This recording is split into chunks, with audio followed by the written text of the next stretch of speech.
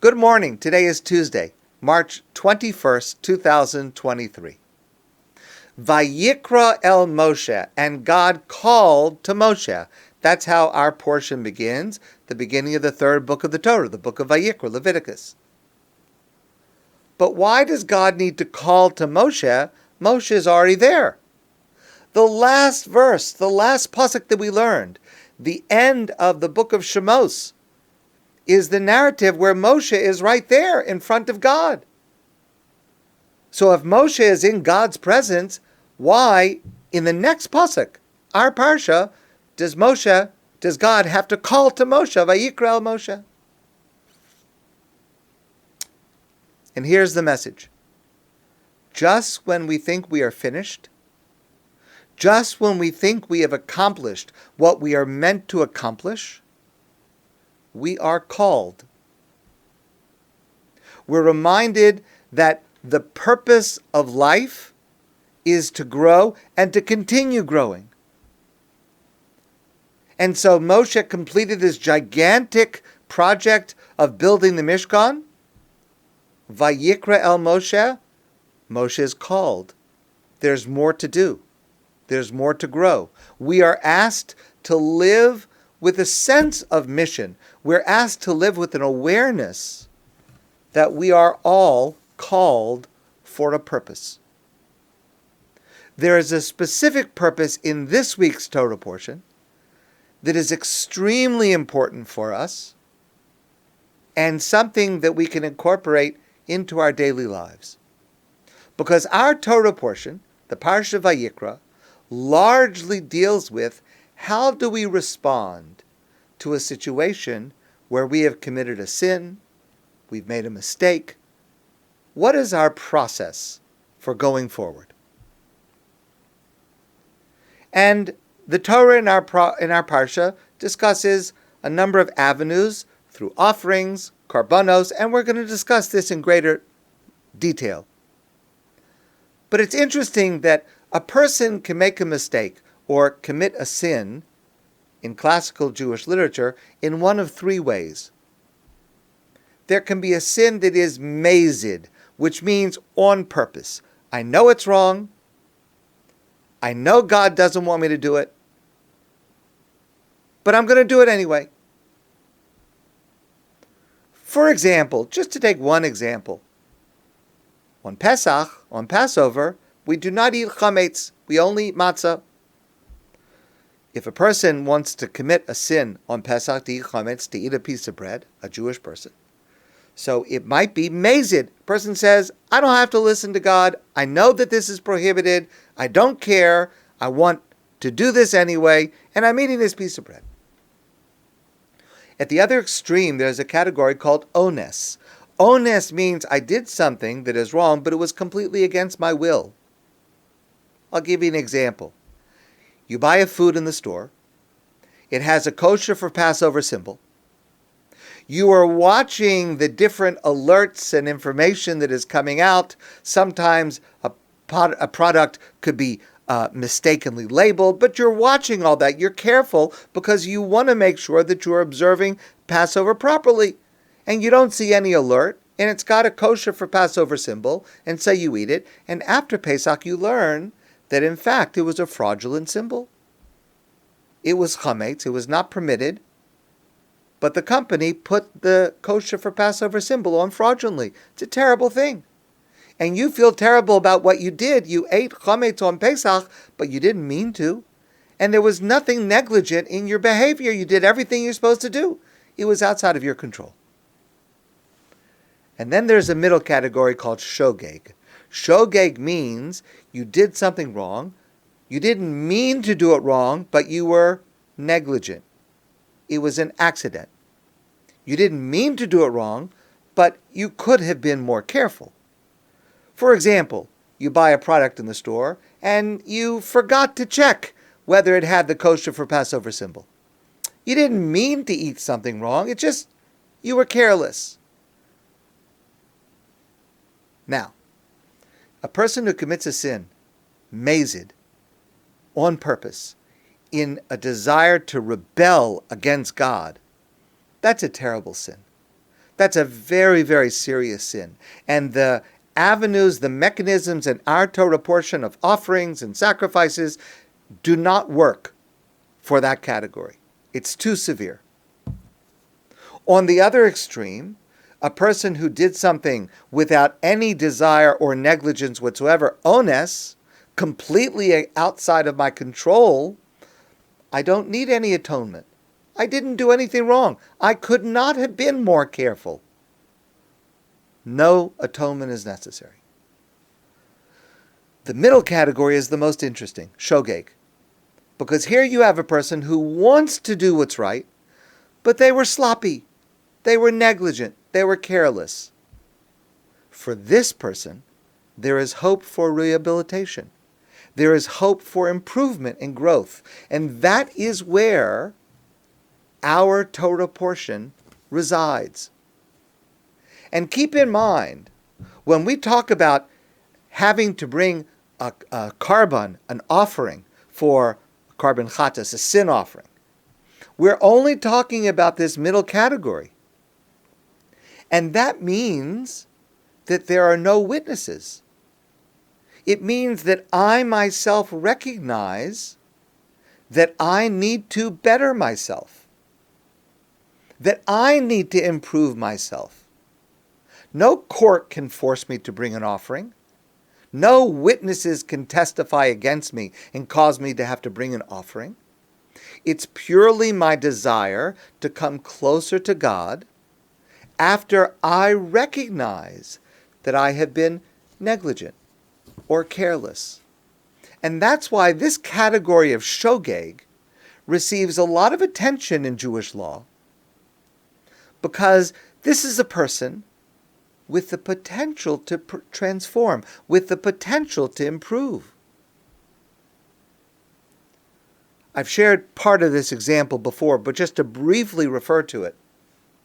When Jewish law was in full application during the time that the Beis Hamikdash, the temple, was standing in Jerusalem, for example, and both civil law and criminal law were practiced in Israel according to the laws of the Torah, so there was capital punishment, execution for certain terrible, terrible crimes, like the crime of murder.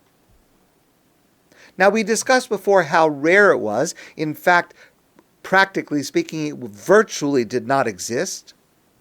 An extreme reluctance to ever impose this, the standards of evidence, the eyewitnesses, the fact that a warning had to be given. We've discussed this before. The standards are so high, it was almost never imposed. But in contrast to capital punishment, which is relatively straightforward, either you execute the person or you do not execute the person. In contrast to that, there is a vast, detailed discussion in Talmudic law about what happens when a person takes another's life b'shogeg, inadvertently, by accident. We use the term today involuntary manslaughter. For that, a person in times of classical Jewish law would be sentenced to an ir miklat, to have to run away to a city of refuge. That was an entire model city. Every aspect of regular life. There was work available, there was school, there was leisure, there was entire families that went together. And it was populated mostly by upright people who were role models.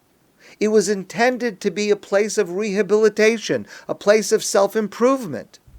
And this was a vast enterprise. It was an entire structure to create, almost like creating a Disney World, creating this ideal world for just a few people who could benefit from it, to be in the presence of positive role models, to have an experience of rehabilitation, to be more careful, not to be negligent, not to make a mistake like that.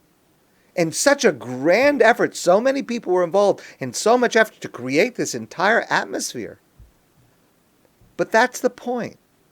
For a criminal act, or for a sin, for a mistake, God wants us to transform. God wants us to grow and to be better. And so the most attention in Jewish law, and the most attention, for example, through the process of offerings in our Torah portion, is given to this category of shogeg. And the point is, this is the crucial point, that growth, that refinement of character is possible. It's a reality. We have the potential to be people who are less careless, who are less negligent. We can transform ourselves. We can refine ourselves. We can work on ourselves so that not only do we avoid intentionally doing something that is wrong, God forbid, that we even avoid doing something through negligence. Yes, of course, everyone makes mistakes.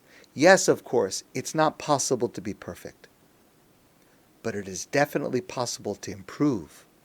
It's definitely possible to try to come closer to eliminating mistakes and negligence in our behavior. And our Torah portion and the entire structure of Jewish law and Jewish thought that is devoted to this category of shogeg, the primary underlying principle is this is possible. And if it's possible, this is what we are required to work on. This is what we are called to do. VaYikra el Moshe, God is calling to Moshe, and through Moshe, God is calling to all of us. This is what we are called upon to become. I'll give you an example. I've shared this story with some of you before. It's an incredible story. So much to learn from. It's a story about Rabbi Shlomo Zalman Aurbach, one of the great scholars of the previous generation who lived in Jerusalem. I've told you a number of stories about him. An incredible scholar, an incredible human being with intense sensitivity. So here's the story. There was a young couple, religious couple in Jerusalem, and they had a baby boy, Mazel Tov. A couple of days after the baby was born, the couple went to see Rabbi Shlomo Zalman Aurbach. They said to him, "We had a baby boy." He says, "Mazel Tov, that's fantastic." They said to him, "We have a little bit of a problem."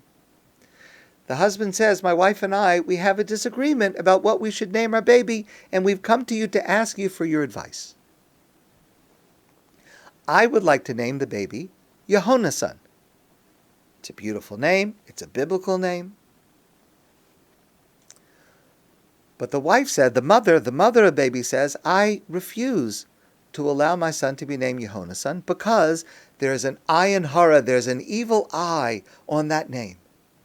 Because they lived in an apartment building, there's someone in our apartment building that had a boy whose name was Yehonasan, and Nebuch, God forbid, the boy passed away at a very early age. So I believe," the mother says, "there's an ayin hara, an evil eye on this name, and I cannot name my baby boy Yehonasan." The father of the baby, this woman's husband, says, "Listen, Yehonasan is a biblical name. I mean, there are lots of people named Yehonasan. You mean to say because Nebuch, one child whose name was Yehonasan, died, therefore in the whole world nobody can ever use the name Yehonasan? It wouldn't make any sense. I mean, think of all the names that we would never be able to use. Moshe and Aaron, Miriam, and Nebuch. They're people that have had terrible accidents and terrible things happen with all these names. You can't retire a name that occurs in the Torah because one person was harmed with it."